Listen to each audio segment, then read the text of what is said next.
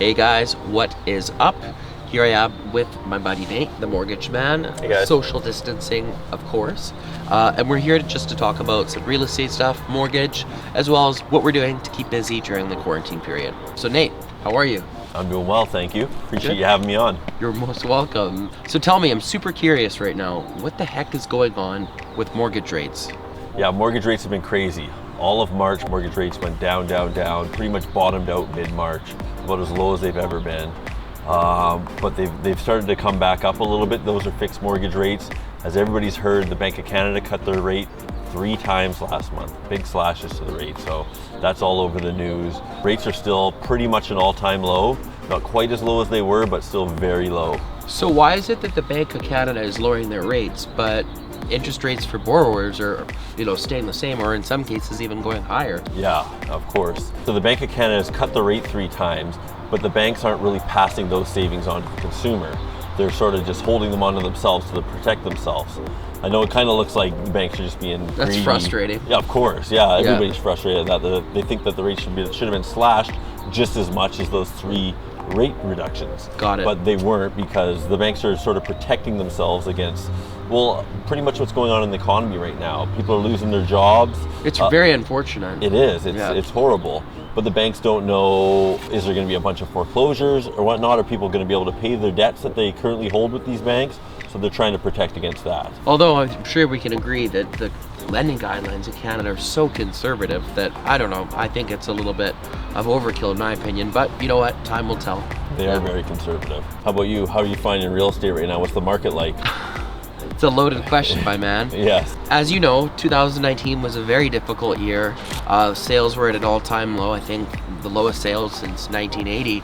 And then all of a sudden in December, this past December, it exploded. There was all this pent-up demand. So from December to February, it was super, super busy. Mm-hmm. And then all of a sudden, ever since the US announced that it was an epidemic, then at that point, everything became on pause.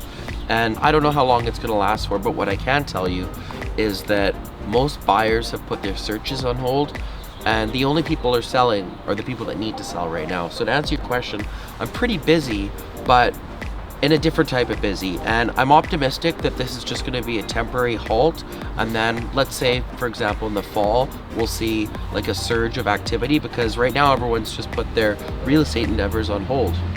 Yeah, so I have a whole bunch of clients who we've done pre-approvals for, who are gung-ho to hop into the market.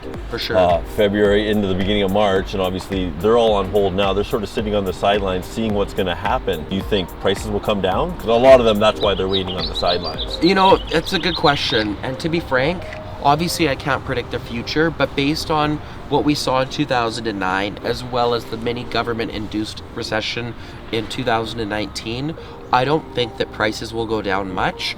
I believe that we might see adjustments in and around 10%, but nothing more. And the reason why is because, similar to what Nate just said a few minutes ago, we have such conservative lending, and I don't anticipate that there's going to be a lot of vulnerable sellers. Of course, there are going to be some, and those are the transactions that are going to happen over the next few months.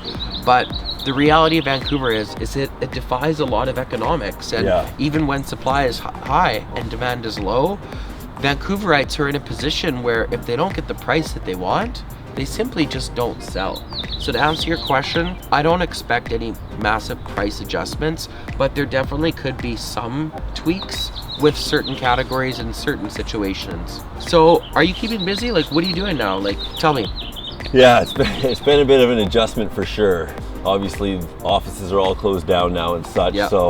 But I made the decision that I'm going to treat Monday to Friday like every other Monday to Friday. That's my work week. It's a work day. Yeah. Work week. I've time blocked everything off, so I will get up in the morning, have my coffee, have my shake, and then straight to work. So it's like 7 a.m. to 12 p.m. I'm working. I'm dealing with my clients. I'm answering emails. I'm sending out emails, making phone calls. Not only with the clients that I'm currently working on deals with, but all of my clients, just letting them know the options they have if they've lost their job, deferral options and whatnot. So you're probably getting a lot of questions tons of phone calls. I would tons of phone calls. So I really just like to time block just to make sure that I'm there to work and I work hard during those times. Yeah, I can definitely say that I'm duplicating that as well, because if you don't have systems in place and you're not time blocking, things are going to get lost in the mix. You're not going to be able to do everything that you said that you needed to do. That's easy for us to get lost in the mix, that's for sure. So I noticed you have a beard. What is going on with that? Yeah, well, I figured since we're in quarantine here, I know I shouldn't be touching my face. It's funny, they say don't touch your face, so I grow a beard. Crit. Yeah. And now I want to touch my face nonstop. But yeah, it looks good, by the way. I appreciate it. But I'm just curious.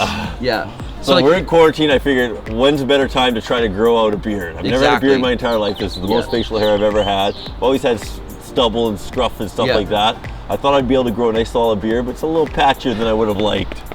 And the haircut as well. Like I've missed probably 3 haircuts, so I'm just gonna grow that out and see how wild we can get looking here. Yeah, just have fun with it, right? Definitely. Yeah, a lot of my friends, they're shaving each other's heads, obviously not using scissors to cut the top, but you know, clean up the fade, that's for sure. Yeah. And you know what? We gotta just make do with what we have, right? And the resources.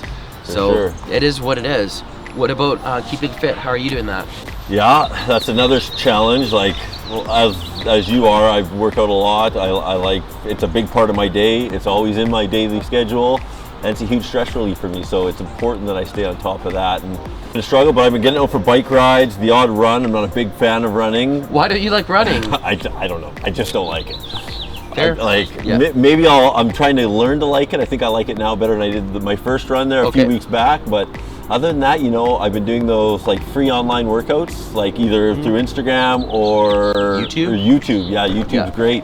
I got a pair of 25-pound dumbbells at home and a couple bands, and you have 25 more than I do. I'm all about the resistance band training. So you literally just, as you said, you search it on YouTube, find 45-minute workout, and you could literally do it in your home. You can do the exact same exercises that you'd be doing at the gym, more or less, of course. And then in addition to that, I'm working with my trainer buddy friend, social distancing, of course, in the parks, and then just utilizing the beautiful weather that we have right now, of course. So that's that. You know what? A lot of Netflix. So Nate, what are you doing to keep fun other than working?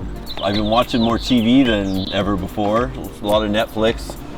Banging through a bunch of different shows and movies and stuff. I'm running through the whole Marvel series right now.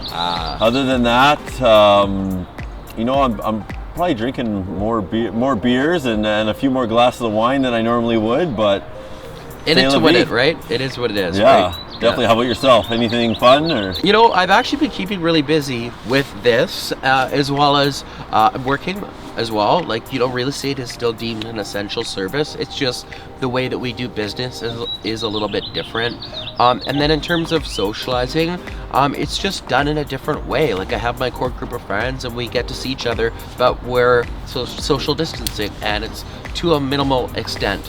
And a lot of it is done via FaceTime and Skype and all the other channels. So to answer your question, I'm doing my best to make light of this situation, and we're all going to get through this together. Definitely. I mean, we're all going through it.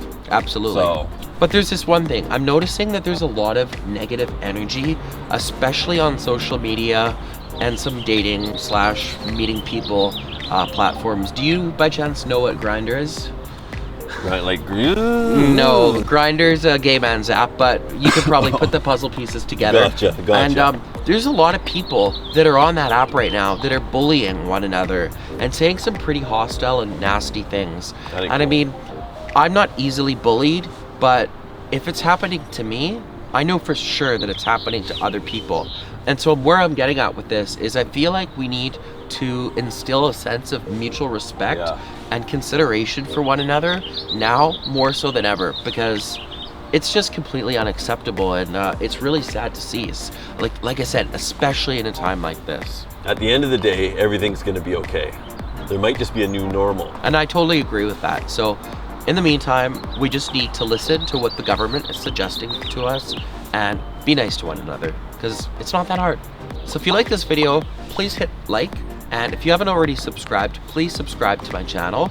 And again, this is my buddy Nate. He does mortgages. You can look at his contact information below and hit him up if you need to get a hold of him. Thanks for watching this video, and I'll see you in my next episode.